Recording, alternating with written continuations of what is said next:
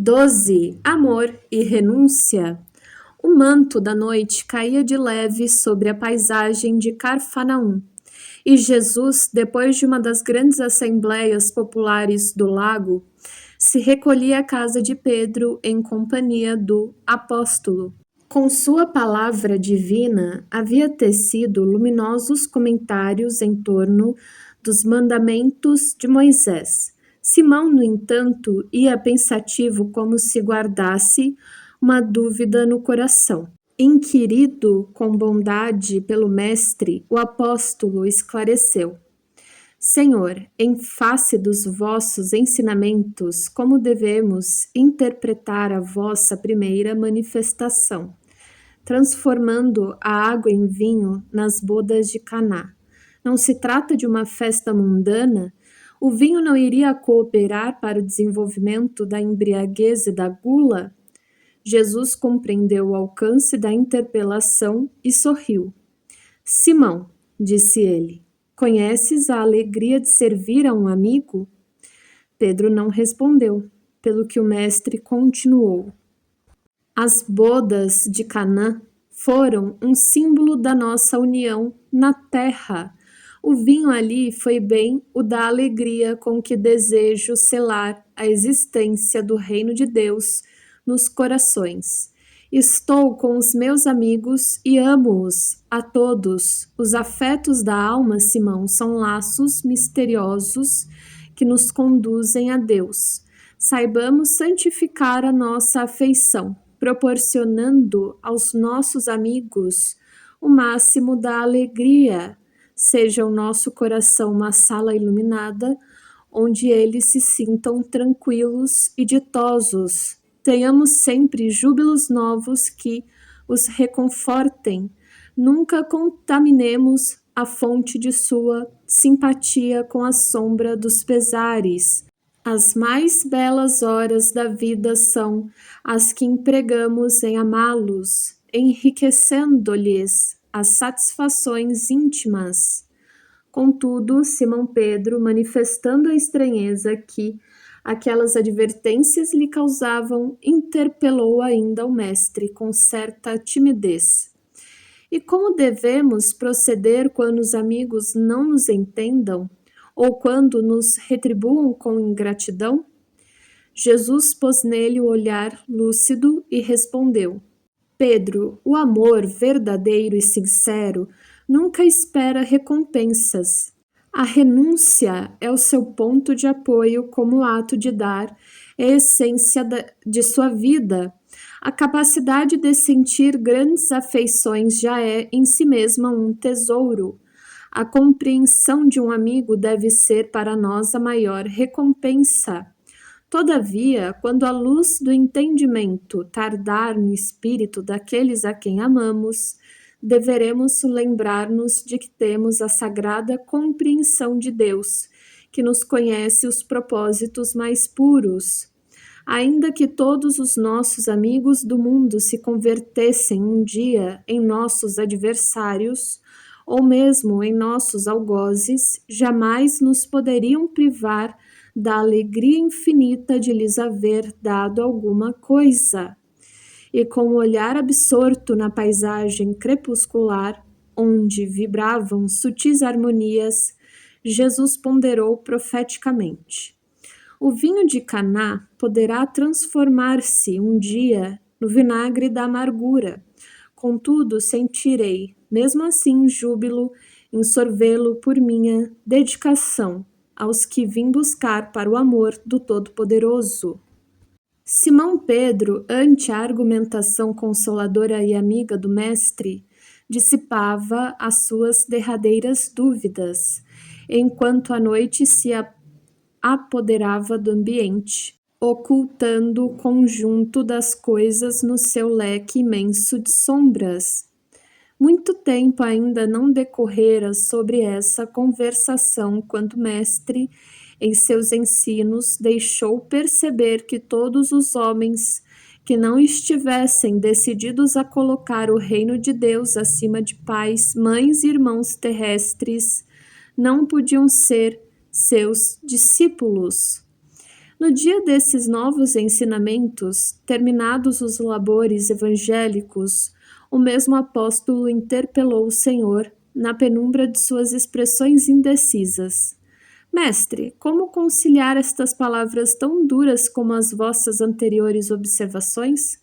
Relativamente aos laços sagrados entre os que se estimam, sem deixar transparecer nenhuma surpresa, Jesus esclareceu: Simão, a minha palavra não determina que o homem quebre os elos santos de sua vida. Antes, exalta os que tiveram a verdadeira fé para colocar o poder de Deus acima de todas as coisas e de todos os seres da criação infinita.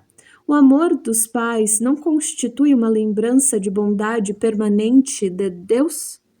O afeto dos filhos não representa um suave perfume do coração?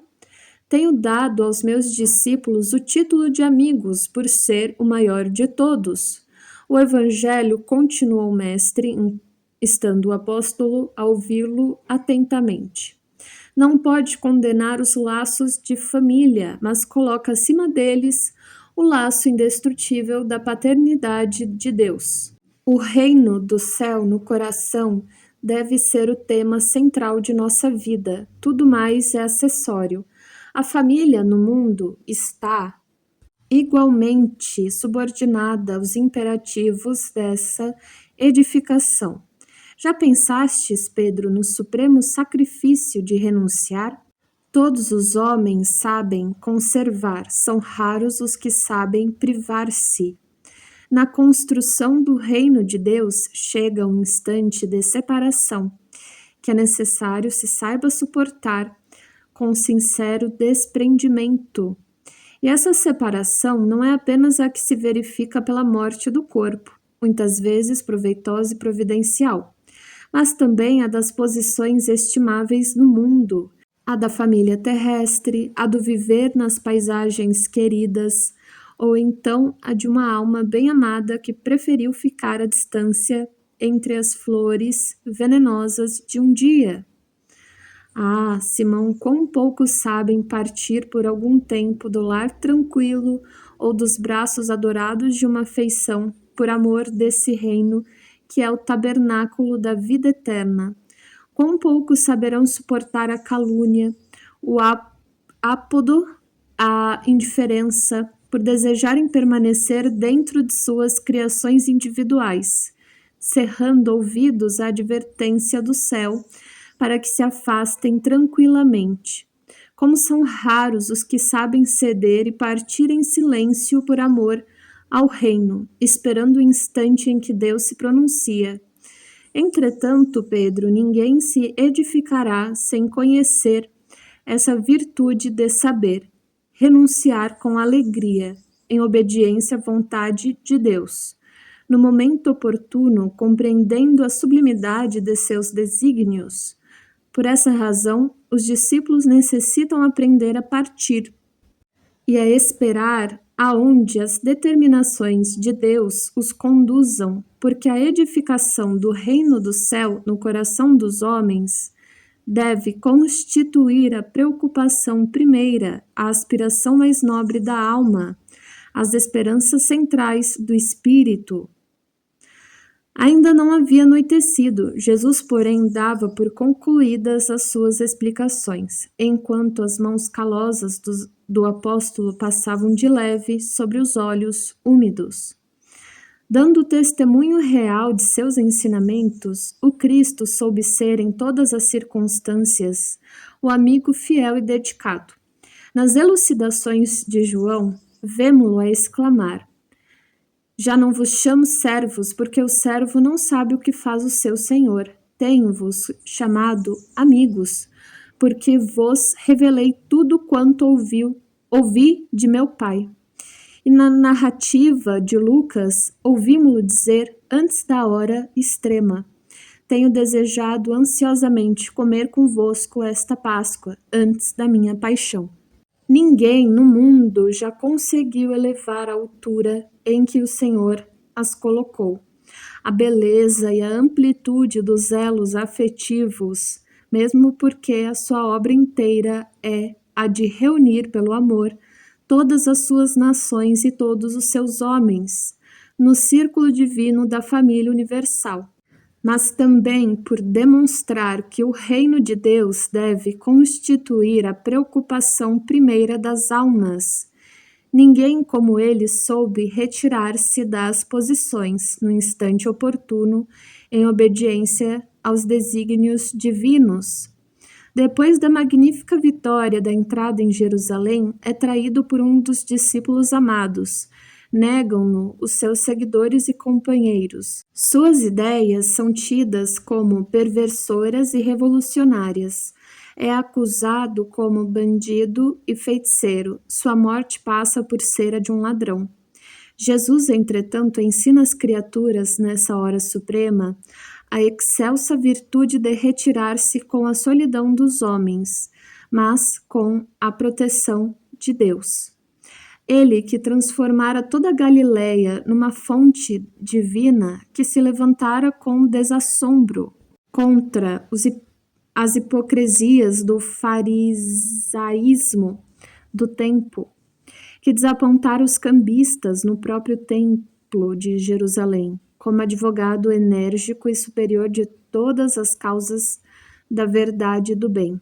Passa, no dia do Calvário, um espetáculo para o povo, com a alma num maravilhoso e profundo silêncio, sem proferir a mais leve acusação.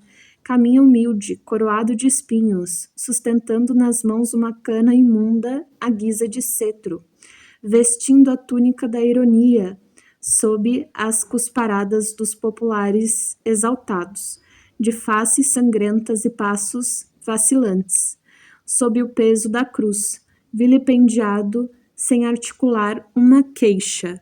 No momento do Calvário, Jesus atravessa as ruas de Jerusalém como se estivesse diante da humanidade inteira, ensinando a virtude da renúncia por amor do reino de Deus, revelando por essa a sua derradeira lição.